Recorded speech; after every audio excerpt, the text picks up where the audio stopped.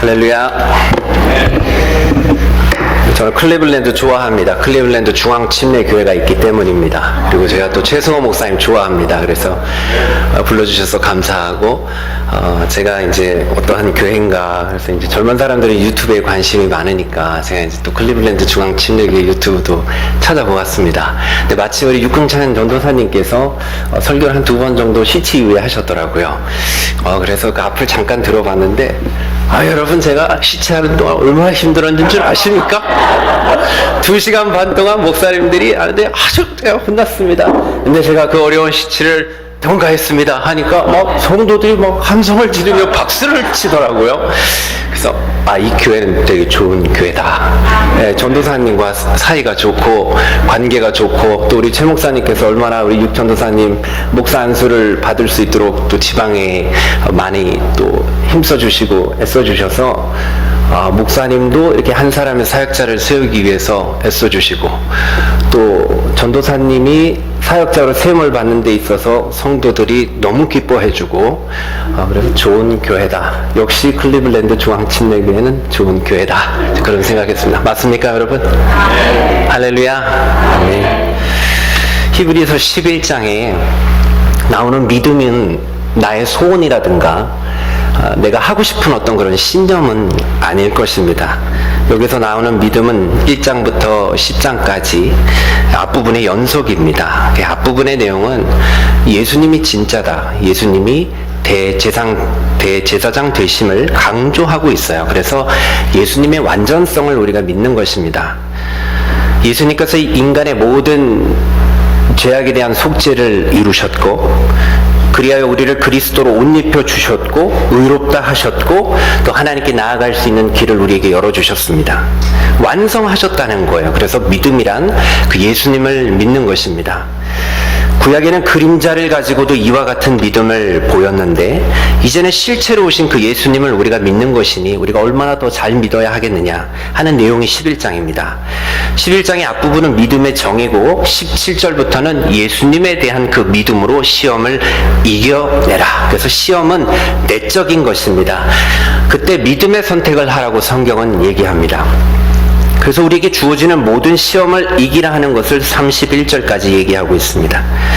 시험은 내적이지만 고난과 핍박은 외적입니다. 우리가 오늘 읽은 32절부터 40절까지는 외부로부터 주어지는 많은 어려움들을 얘기하고 있습니다. 원해서 받는 것은 아니지만 우리가 하나님을 믿고 예수님을 믿고 살아갈 때 이렇게 다가오는 시험들이 있다는 거예요. 예수님에 대한 믿음으로 고난을 이겨라, 핍박을 이겨라, 수용하고 하나님께 맡기는 것이 32절부터 40절까지의 말씀입니다. 오늘 우리가 말씀을 함께 나누면서 기억할 것은 2가지입니다. 믿음의 선택과 믿음의 수용을 해야 한다는 것이죠. 시험을 이긴다는 것은 적극적인 선택을 하는 것입니다. 핍박을 이기는 것은 믿음으로 수용하고 하나님께 맡기는 거예요. 그게 우리의 승리의 길입니다. 차례대로 살피겠습니다. 시험이 없지 않습니다. 인생에 고난이 많습니다. 시험을 이기는 길, 그때마다 예수님 믿는 믿음으로 적극적인 선택을 해야 한다는 것입니다. 17절부터 31절까지의 내용입니다. 여러분, 시험이 무엇이라고 생각하십니까? 유혹이 될 수도 있습니다.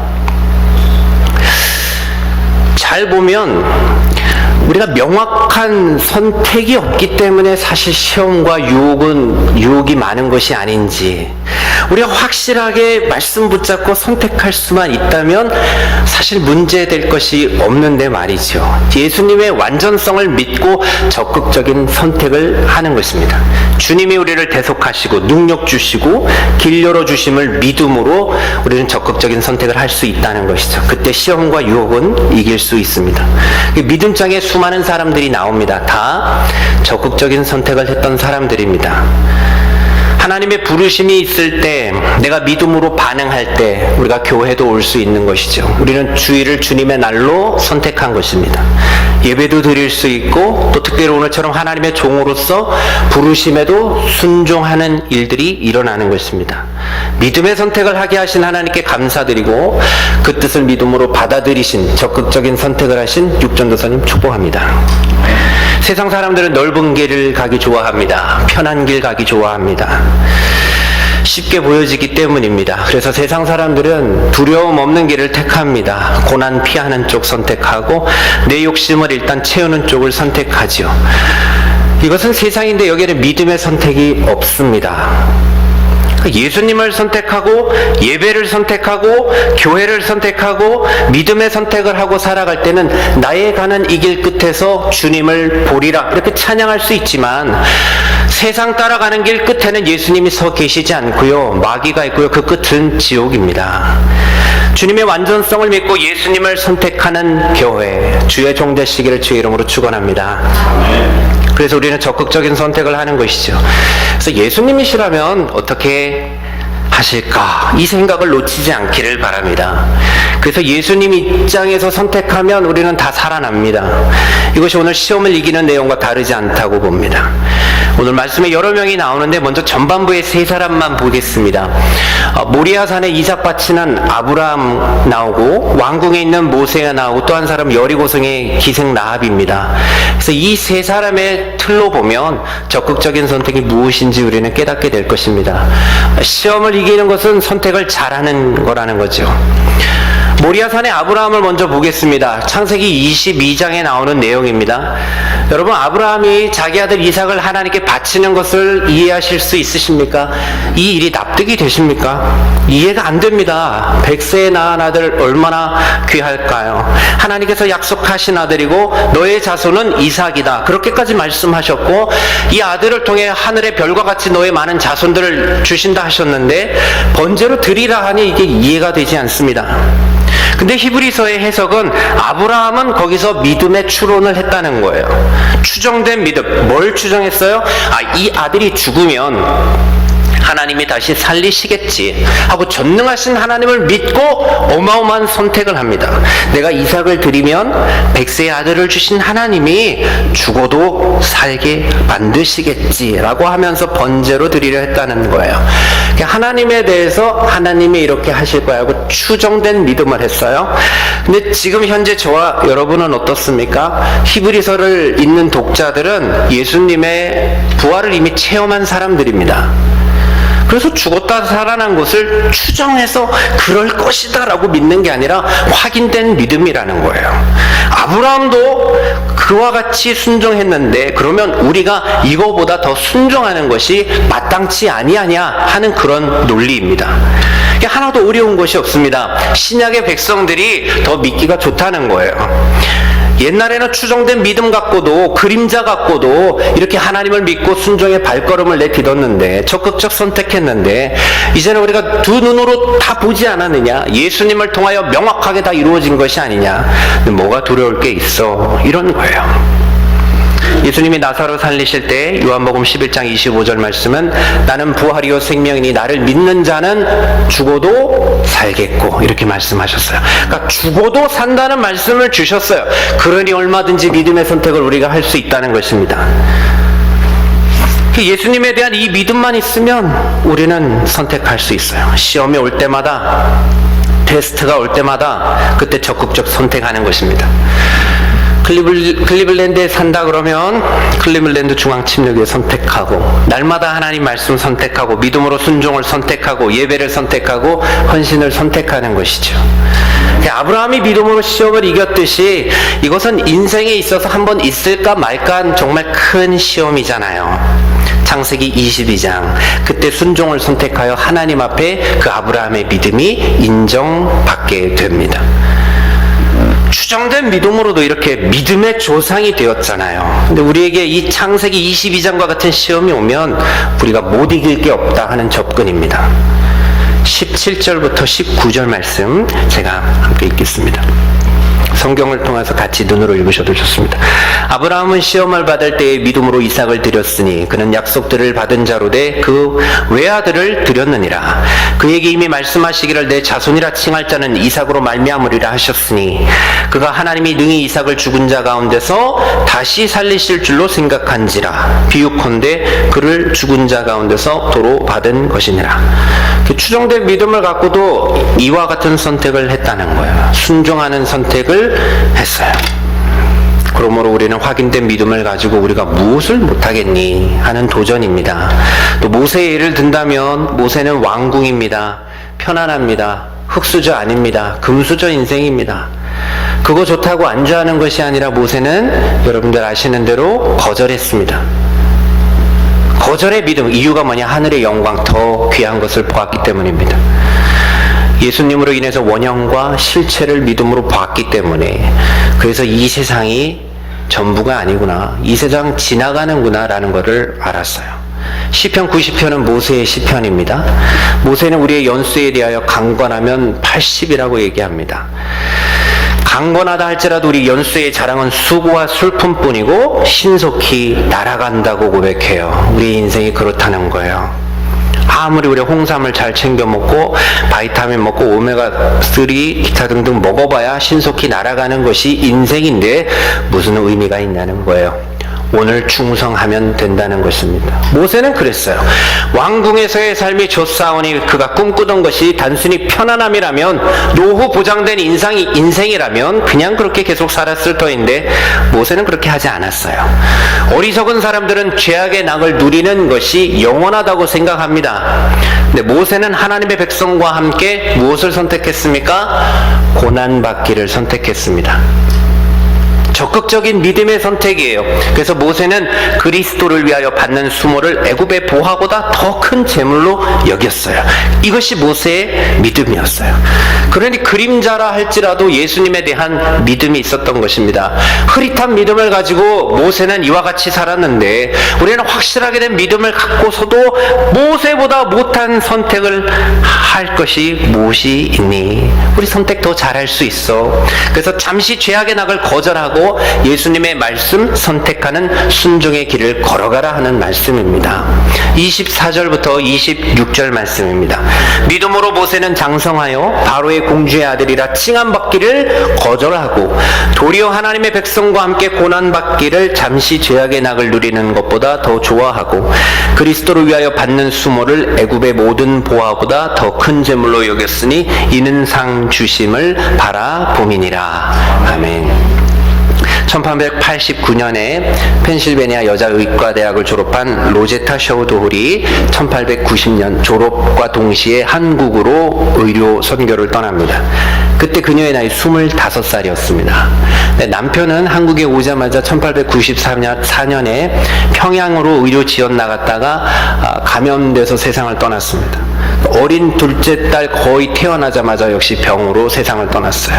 남편과 딸을 한국에 묻었습니다. 근데 그녀가 미국으로 돌아올 법도 한데 미국으로 돌아오지 않았습니다. 이후에 1951년에 이 로제타 셔우드홀 선교사님이 세상 떠나고 나는 남편과 딸이 있는 한국 땅에 묻어달라고 유언했습니다.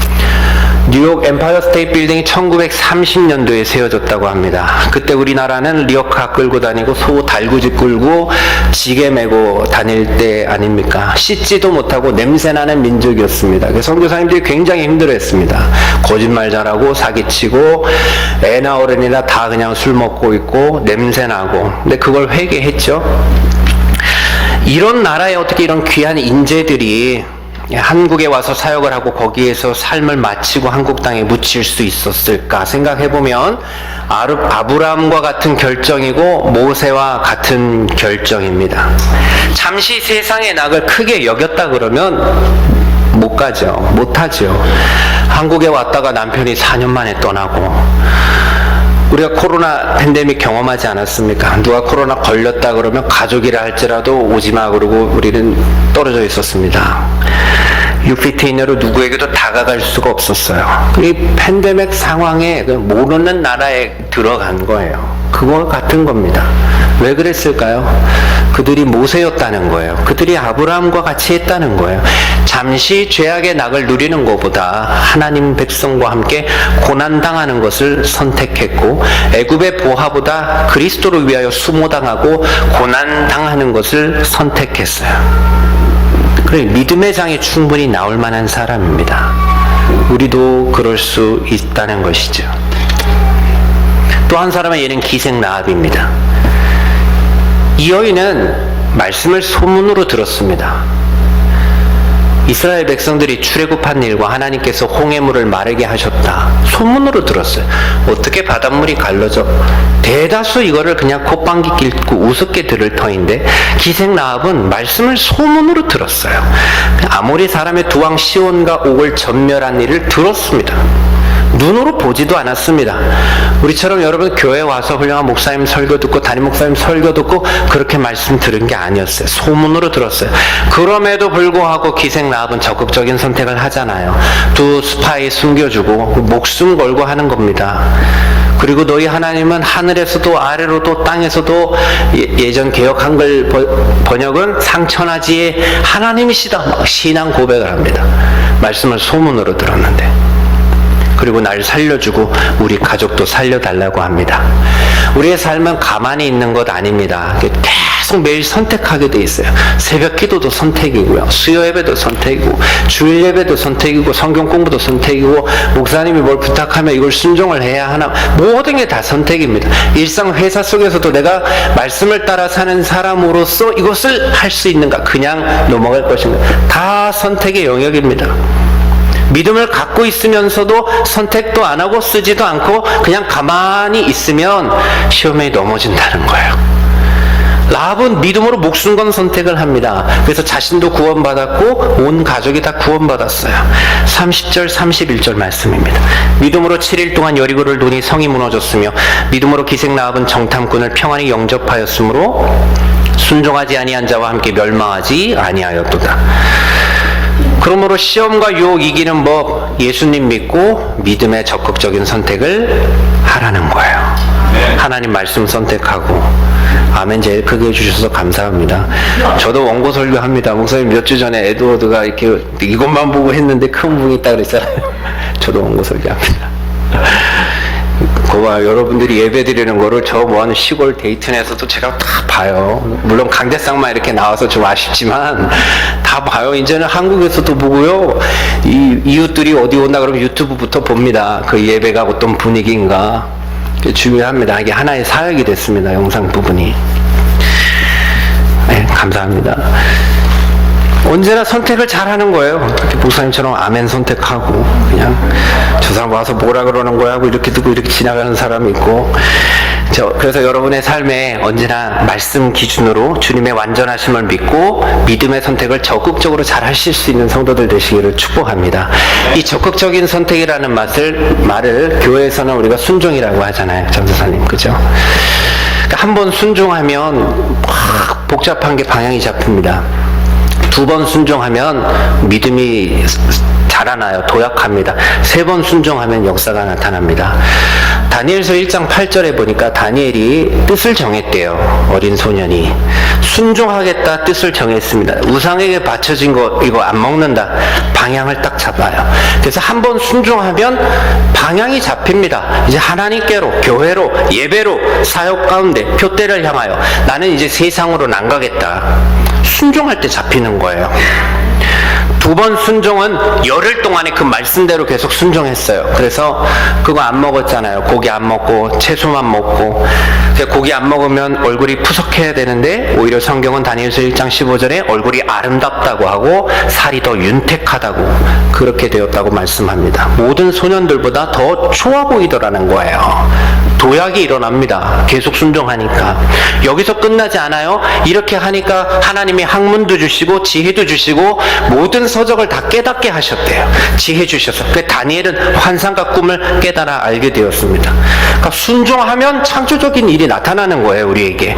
적극적인 선택. 하나님께 순종했더니 다 부어주십니다. 똑똑해졌습니다. 길이 열리고 다니엘이 왕 앞에 서서 얘기하는 존재가 됩니다.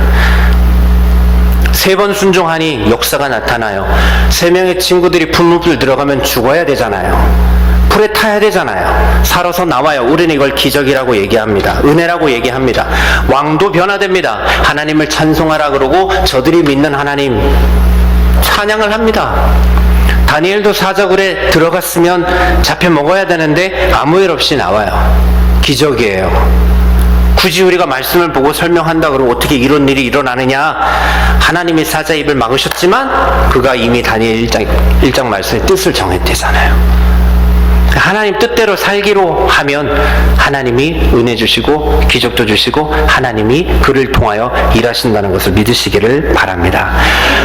요한복음 2장의 가나 혼인잔치도 동일합니다. 그냥 말씀하신 그대로 말씀만 하옵소서 순종했더니 물 떠온 하인들만 알았다고 하잖아요. 그러니까 순종하는 사람만 비밀을 아는 거예요.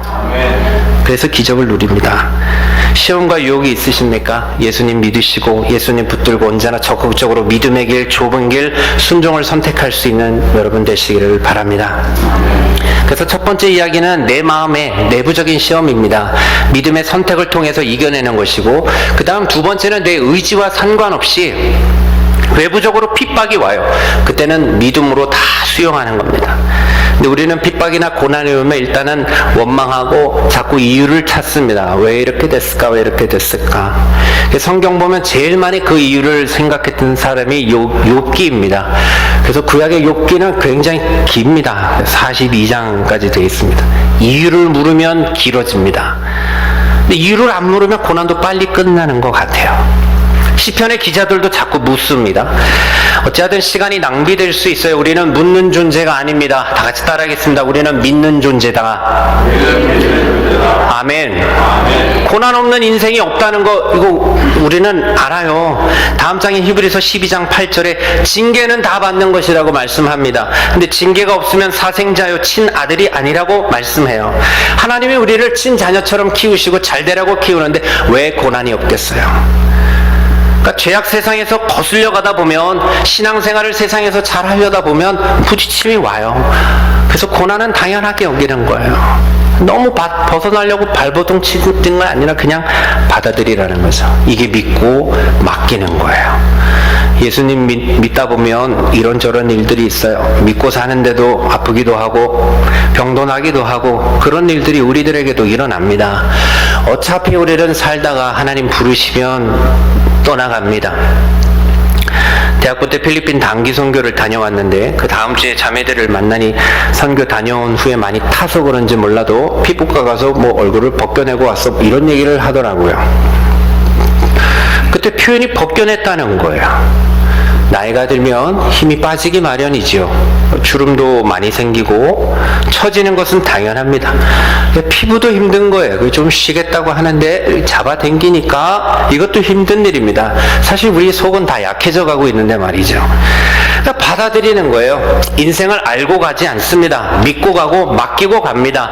그래서 하나님 믿으면 병도 수용합니다. 고난도 수용하고 억울함도 때로는 수용하고 죽음까지도 수용합니다. 이 믿음이 중요해요. 맡기면 우리 주님이 완성하시는 거예요. 잘 보면 그래요. 평탄함을 주세요. 그러면 그 평탄할 때는 평탄함 갖고 충성하시면 돼요. 평탄함 갖고 충성해서 일하면 됩니다. 사역할 수 있는 기회도 주시고 또 선교할 수 있는 기회도 주시고 섬길 기회를 주시면 수용하고 충성하는 겁니다. 근데 그렇지 않고 고난이 오고 어려움도 오면 그 역시도 우리가 받아들이는 것이죠. 그래서 스데반 집사님은 정말 죽도록 충성했습니다. 죽기까지 충성했습니다. 순교할 때 그때 더 많은 일을 했습니다. 바울에게 큰 영향 끼쳤고요. 스데반의 신학이 바울에게 다 나타납니다. 스데반이 계속 했어야 될 일을 사도 바울이 다 합니다. 모를 일이에요. 요한복음 12장 24절을 우리는 믿습니다. 내가 진실로 진실로 너희에게 이르노니 하나님이 이 땅에 떨어져 죽지 아니하면 한 알 그대로 있고 죽으면 많은 열매를 맺느니라. 목회자가 죽으면 교회는 살아요. 내가 살겠다고 하면 아무것도 안 나타나는데 성경은 죽으면 많은 열매를 맺는다고 말씀을 하세요.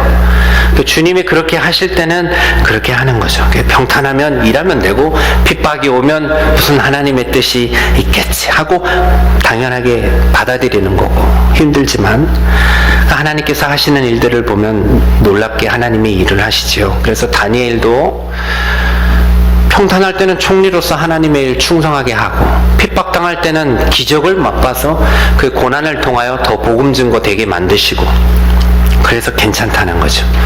실패한다고 해도 걱정 안 하셔도 괜찮아요. 다 수용하고 맡기면 됩니다. 참된 안식은 하나님께 믿고 맡기는 것입니다. 주님이 완성시켜 주실 것을 우리가 믿는 거죠.